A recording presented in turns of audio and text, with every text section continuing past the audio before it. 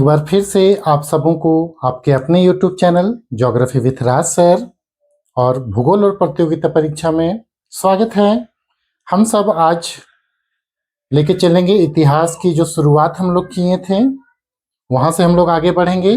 उसमें हम लोग 3 वीडियो अपलोड कर चुके हैं। पहला था इतिहास की शुरुआत, क्या, क्यों और कैसे, और उसी से संबंधित आगे की चीज़ें थी।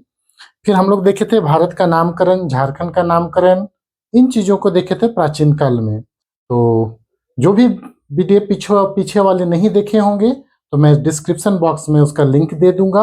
उन तीनों वीडियो को जरूर देखेंगे, तभी आपको आगे की वीडियो कंटिन्यूसली समझ में आएंगे और चीज़ें फिर इंटर रिलेट आप कर सकेंगे। तो आज की टॉपिक को हम लोग देखते हैं। तो अभी हम लोग देख रहे हैं आज के टॉपिक को। तो जैसा कि आप लोग देख सकते हैं बोर्ड में कि आज का हमारा टॉपिक है काल निर्धारण यानी टाइमिंग, जिसको हम लोग अंग्रेजी में बोलते हैं डिटर्मिनेशन ऑफ टाइम, समय का निर्धारण इतिहास के संदर्भ में। अब देखते हैं कि काल के आधार पर, किसके आधार पर, तो काल के आधार पर इतिहास को 3 भागों में बांटा गया है। और वो 3 भाग कौन कौन से हैं, तो सबसे पहला है प्रागैतिहासिक काल, जिसको अंग्रेजी में बोलते हैं प्री हिस्टोरिक पीरियड। दूसरा है आद्य ऐतिहासिक काल, जिसको बोलते हैं अंग्रेजी में प्रोटो हिस्टोरिक पीरियड। और तीसरा है ऐतिहासिक काल, इसको बोलते हैं हम लोग हिस्टोरिकल पीरियड। देखते हैं, सबसे पहले हम लोग प्रागैतिहासिक काल के बारे में जान लेते हैं, यानी कि प्री हिस्टोरिक पीरियड के बारे में जान लेते हैं। तो इसको यहां तक लिख लीजिए, फिर आगे हम लोग बढ़ते हैं। ठीक है, तो देखते हैं कि प्रागैतिहासिक काल कहते किसे हैं। तो समझिए बात को, जिस काल में मनुष्यों का कोई लिखित साक्ष्य, इनका तो मनुष्यों द्वारा, है ना, मानव द्वारा कोई लिखित साक्ष्य अर्थात लिपि, जिसको हम लोग स्क्रिप्ट बोलते हैं, नहीं मिलता है, उसे प्रागैतिहासिक काल कहते हैं। ठीक है, तो ऐसा काल जिसमें कोई भी मनुष्य के द्वारा लिखित साक्ष्य उपलब्ध नहीं है, यानी स्क्रिप्ट नहीं पाए जाते हैं, उसे हम लोग प्रागैतिहासिक काल या प्री हिस्टोरिक पीरियड कहते हैं। जैसे पाषाण काल, स्टोन एज, पाषाण काल हम लोग पढ़े हुए हैं, और पाषाण काल को फिर हम लोग आगे बांटते हैं। ठीक है, पूर्व पाषाण काल, मध्य पाषाण काल, नवपाषाण काल, ये सब में हम लोग आगे बांटेंगे। तो पहले अभी यहां तक हम लोग देख लिए। ठीक है, अब अगला देखते हैं आद्य ऐतिहासिक काल, कि आद्य ऐतिहासिक काल कहते किसे हैं, तो उसको भी हम लोग लिख लेते हैं।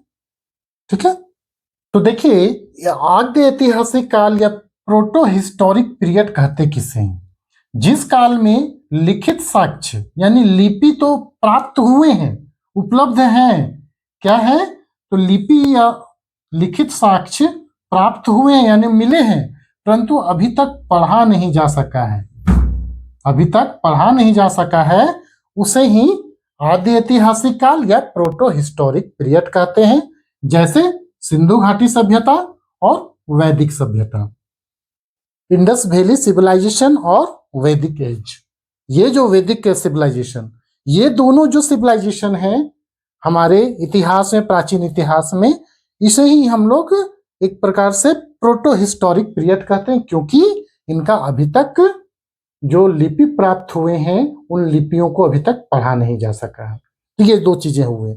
तीसरा हम लोग देखते हैं ऐतिहासिक काल। तो इस प्रकार देखते हैं ऐतिहासिक काल के बारे में थोड़ा देख लेते हैं, हिस्टोरिकल पीरियड। तो जिस काल में मानवों ने यानी मनुष्यों के द्वारा लिखना सीख लिया गया, मानव ने लिखना सीखा तथा लिखित साक्ष्य जो स्क्रिप्ट है, लिखित साक्ष्य के रूप में लिपि यानी स्क्रिप्ट उपलब्ध था, उसे ऐतिहासिक काल कहते हैं। इस क्रम में अगर हम उदाहरण के तौर पर देखें, जैसे भारतीय संदर्भ में 6ठी शताब्दी ईसा पूर्व, ध्यान रखिएगा कौन सा, तो 6ठी शताब्दी ईसा पूर्व से जो समय आरंभ होता है उसे ऐतिहासिक काल कहते हैं, है ना। तो जैसे भारतीय संदर्भ में 6ठी शताब्दी ईसा पूर्व यानी BC, ठीक है, छठी शताब्दी बीसी से ऐतिहासिक काल आरंभ होता है। कहाँ? तो भारत के इतिहास में। तो इस प्रकार हम लोग इतिहास के इन पहलुओं को देखें। ठीक है, तो शुरू से एक बार हम लोग रिवीजन करते हैं।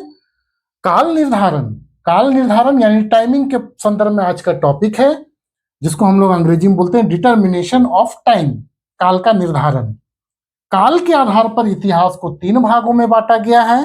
पहला है प्रागैतिहासिक काल, आद्यैतिहासिक काल और ऐतिहासिक काल। प्री हिस्टोरिकल पीरियड वह पीरियड है इतिहास का जिस समय मनुष्यों के द्वारा कोई भी लिखित साक्ष्य उपलब्ध नहीं थे, यानी कोई भी लिपि उपलब्ध नहीं था। उसे हम लोग क्या बोलते हैं? तो उसे हम लोग बोलते हैं प्री हिस्टोरिक पीरियड या प्रागैतिहासिक काल। उदाहरण के तौर पर हम लोग देख लेते हैं, जैसे पाषाण काल, स्टोन एज। पाषाण काल हम लोग कहते हैं ना, आदि मानव के द्वारा जो स्टार्टिंग किया गया था, और पत्थर से ही सारे दैनिक कार्य किए जाते थे, और भी जितने क्रिया काम होते थे उस समय तक पत्थर का ही हम लोगों का दैनिक उपयोग के लिए था, हमारे पूर्वजों के लिए। ठीक है, पत्थर या पाषाण जो होते हैं उसी को हम लोग पत्थर बोलते हैं। तो पत्थर से संबंधित जितने काम किए जाते थे उस समय लिखित साक्ष्य उपलब्ध नहीं था। दूसरा जो है आद्य ऐतिहासिक काल, यानी इसके बाद का जो समय आया, प्रोटो हिस्टोरिक पीरियड, यानी जिस काल में लिपि तो थे, यानी लिखित साक्ष्य उपलब्ध थे, मनुष्य लिखते थे, लेकिन उनको अभी तक पढ़ा नहीं जा सका है, तो वैसी लिपियों को बोला गया है आद्य ऐतिहासिक काल या प्रोटो हिस्टोरिक पीरियड। उदाहरण के तौर पर हम लोग देखेंगे सिंधु घाटी सभ्यता और वैदिक सभ्यता। ये दोनों सभ्यताएं कैसी हैं? तो आद्य ऐतिहासिक काल की सभ्यताएं हैं, यानी वहां पे कुछ लिपियां थी चित्राक्षर के रूप में, चाहे तो उनको अभी तक पढ़ा नहीं जा सका है। तीसरा जो समय आया हमारा काल निर्धारण में, उसको बोलते हैं ऐतिहासिक काल, यानी समय काल का वह समय जिस काल में मनुष्य लिखना सीखे, लिखना प्रारंभ किए, और उन लिपियों को, उन लिखे हुए चीजों को अभी पढ़ा जा सक रहा है, हम लोग पढ़ ले रहे हैं। तो वैसे समय को हम लोग ऐतिहासिक काल के हैं। भारतीय संदर्भ में अगर देखेंगे तो 6ठी शताब्दी ईसा पूर्व से ऐतिहासिक काल का आरंभ हो जाता है। आगे चलकर हम लोग ऐतिहासिक काल को ही बांटे हुए हैं, प्राचीन इतिहास, मध्यकालीन इतिहास, आधुनिक इतिहास। ठीक है ना? उसके बाद आगे और हम लोग देखेंगे एक एक करके चीजों को। तो आज के लिए हमारा यही टॉपिक रहा, इसको आप लोग लिख लेंगे। पार्ट बाय स्टेप हम लोग हिस्ट्री में आगे बढ़ते चले जा रहे हैं। तो जो भी चैनल में नए होंगे चैनल को जरूर सब्सक्राइब करेंगे, और दोस्तों में शेयर करेंगे, और वीडियो को लाइक करेंगे। सभी को वीडियो देखने के लिए धन्यवाद। सभी का दिन मंगलमय हो। हैव अ नाइस डे सभी का। Thank you.